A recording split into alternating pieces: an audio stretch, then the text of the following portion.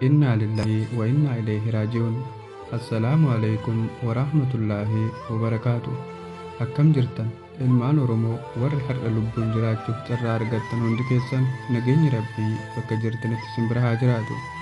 Ilmi namaa akka hangaasuu yookaan balaqqeessa roobaatii tasa balaqqisee bada.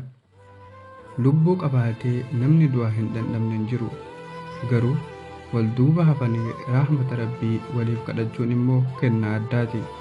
Nuti warri har'a lubbuun jirrus boru dabareen keenya geenyaan rahmata Rabbii kajeeluun keenya waan hafa hin qabnedha. Seenaa jireenyaa obboleessa keenya kan ganda akhiraatti nu biraa godaane hanga beeknu wal biraan geenya.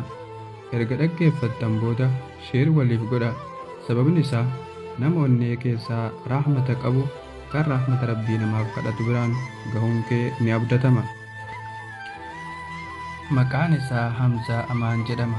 Godina Harargee Bahaa Haramaayaatti dhalate. Achumatti guddate.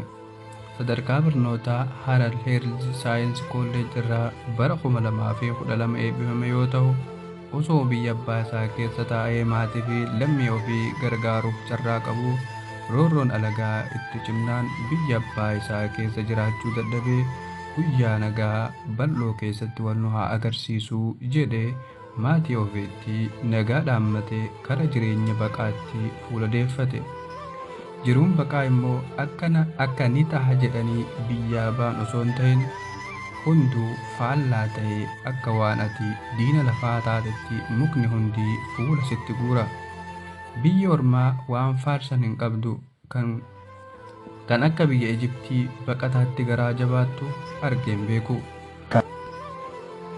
Obboleessi keenya Hamzaa Amaan walaloo walaleessuun uumamaan Rabbiin badhaase dandeettii qabus takkaa nama irraa hin qusanne. Dargaggeessi bara kana akkuma waliinuu beeknu yoo ta'u, Hamzaan garuu sammuu fi dandeettiin isaa hayyuu bara meeqa addunyaa beekumsaan afaan qabachiise fakkaata. Haa ta'u malee waan garaa nama nyaatu walaloo isaa keessaa halkan guyyaa godhee guyyaa halkaneessu, ifa dukkaneessee dukkanas kan ibsu, ilma namaa miti Rabbi guddaa qofa, isa harka jirti amriin uumaa cufa. Waan har'a taatuu fi kan bor tahuuf teessu namni beeku himee hin dandeessu odeessu. Hamma fedhe qoramee fagaatus ilmi namaa fuuldura hin beeku kan beeku Rabbuma jedhee falaasama mataa isaa keessaa baasee dhaloota boodaatiif dabarse. Ergaa amriin Rabbii hamaa fi gaarii addaan hin filattu. Obboleessi keenya beekumsa qabu utuu dhaloota qubeetiif qooduu hawwii qabu ji'a 2 dura dhukkubsatee mana yaalaatti utuu deddeebi'uu guyyaa isaa geenyaan biyya dhaqan hin deebinetti imale. Obboleessi keenya Rabbiin rahmata haa godhuu fi Rabbi warra jannata haa taasisu. Firaa fi aalii hunda Rabbi walumaan nu haa sabbarsiisu.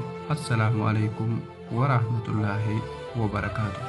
Faajii hojjete hojii boonsaa yoomillee isa faanaa jira uummanni isaa. Gaafa qabsoon teenya bibiliixee cimtee qeerroon bookkistee bakkayyuu ol kaate tinnisee duubarraa duree tahee cimsee fuulduratti oofaa ture onnachiisee. Dhugaa qabna tokkummaan falmanna tarsiimoon masakamnee naamusaan sossoona shakkiin qabaatinaa ni moona ni injifanna jechuun hamilchiisee abdii itti horee jajjabeessaa ture qeerroodhaa fi qarree.